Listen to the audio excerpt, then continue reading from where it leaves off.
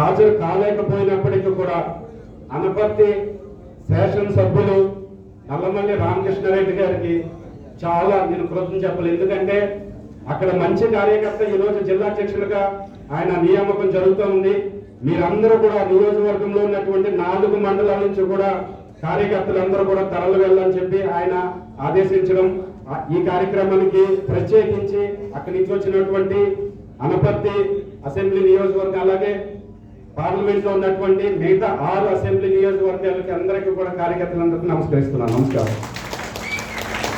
ఈ సందర్భంగా రాష్ట్ర కౌన్సిల్ గా కూడా 7 వ్యక్తుల్ని ప్రకటించడం జరుగుతుంది. ఇప్పుడు state council members Harichandan Jain Rajahmundry urban,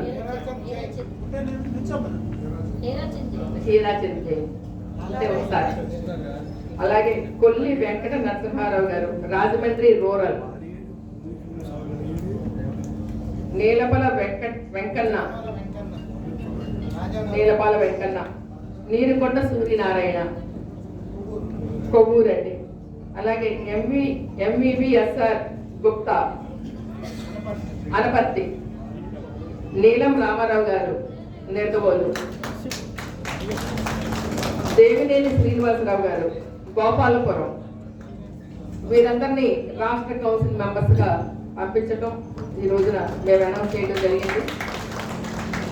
అందరికీ కూడా ఈ ఘట్టమంతా కూడా బాగా జరిగింది. ధన్యవాదాలు.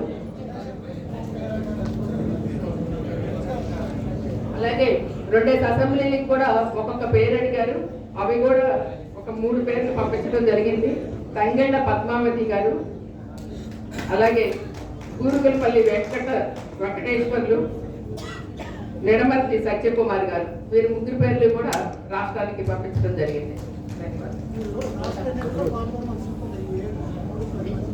ఈ 10 మంది కూడా రాష్ట్ర ఎన్నికలో మీరు పాల్గొనవలసి ఉంటుంది.